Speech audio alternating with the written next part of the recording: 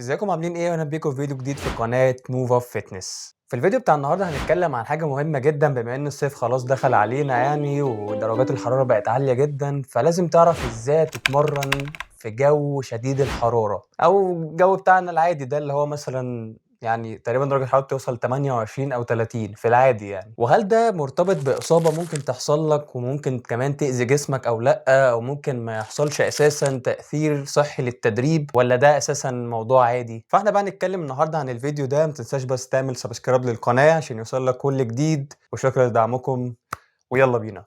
انا عايزك تعرف ان انت لما درجة حرارة جسمك تزيد بيحصل لك كده حاجة اسمها هايبرثيرميا. هايبرثيرميا ده يعني زيادة درجات الحرارة بشكل ملحوظ جدا خلال التدريب الرياضي. يعني ببساطة شديدة جدا ان انت بتجري في جو حر وجسمك ما فيهوش مية كفاية، فعلشان كده بيحصل لك الهايبرثيرميا دي. بس يعني معلش، مش معنى ان انت زدت درجة او درجتين فيحصل لك حاجة، لا. يعني احنا هنا بنتكلم ان درجة حرارة جسمك لو زادت عن 40 او 41 درجة مئوية، ده بقى طبعا هيسبب لك مشاكل مرتبطة بارتفاع درجة الحرارة دي، زي ان انت هتحس مثلا انك عايز ترجع وعندك غثيان وعندك صداع في دماغك، وغير كده برضه ما عندكش قدرة كافية ان انت تفكر بشكل مظبوط، حاسس كده ان انت دايخ ومش قادر تعمل اي حاجة. فالمشاكل دي بتحصل لك نتيجة ارتفاع درجة حرارة جسمك. بس انت بقى تقدر تتفادى الموضوع ده عن طريق كده شوية نصايح انا هقدر اقول لك عليها النهاردة، لازم تطبقها لو انت اتحطيت في موقف او بتتمرن خلاص في جو شديد الحراره او عندك بطوله، او اضطريت حتى ان انت تنزل وتتمرن في الجو ده. زي مثلا اول حاجه ان انت تتمرن في اكتر وقت ما فيهوش شمس على مدار اليوم. ما تجيش مثلا تتمرن الساعه 12 الظهر في عز الحر في عز الشمس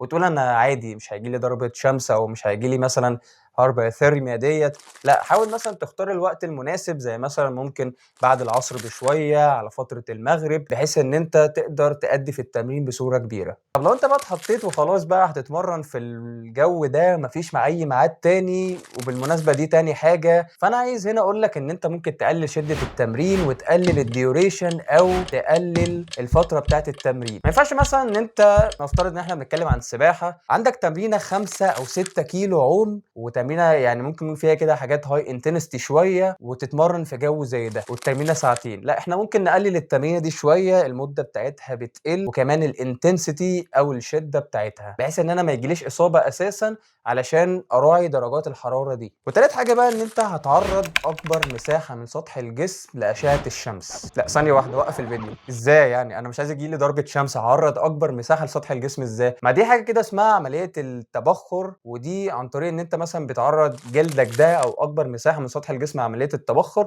عشان ده بيساعد على الحفاظ على درجة حرارة جسمك. عشان كده مثلا لو انت بتتمرن حاجات مثلا زي كرة قدم او سلة او اي حاجة كده على الارض، ممكن مثلا تلبس تيشيرت كات او على الاقل تقلع التيشيرت زي مثلا في السباحة وانت عايم. ورابع حاجة بقى، لو انت مش متاح ان انت تقلع التيشيرت اساسا، فانت ممكن تدي كده زي فترات راحة صغيرة للعيبة بتوعك، او انت تاخد فترات راحة صغيرة بحيث ان انت تريحهم من الشمس شوية. وبرضه ممكن هم مثلا يبلوا جسمهم بمية ساقعة شوية بحيث ان هم يبردوا درجة حرارة جسمهم عشان يقدروا يأدوا في الاداء بتاعهم تاني. وانت بتاخد فترة الراحة دي لازم تتأكد ان اللعيبة بتوعك قاعدين في حتة ظل، لازم اتأكد ان اللعيبة واقفين مثلا تحت تندة او واقفين في حته ظل عشان درجه حرارتهم تنزل شويه وبالتالي يأدي في التمرين. وخامس حاجه بقى، اكيد وانت في فتره الراحه لازم تشرب اي سوائل، واهم سائل او اهم حاجه لازم تشربها هي الميه، عشان طبعا الميه بتعوض النقص اللي حصل لك نتيجه العرق والحاجات دي كلها. فاحسن سائل ممكن تشربه هو الميه، عشان ما يحصلكش حاجه كده اسمها جفاف، وبالتالي مش هتقدر تتمرن ومش هتقدر تأدي بصوره كويسه. اما بقى سادس حاجه، هي ان انت لازم تقيس وزن جسمك قبل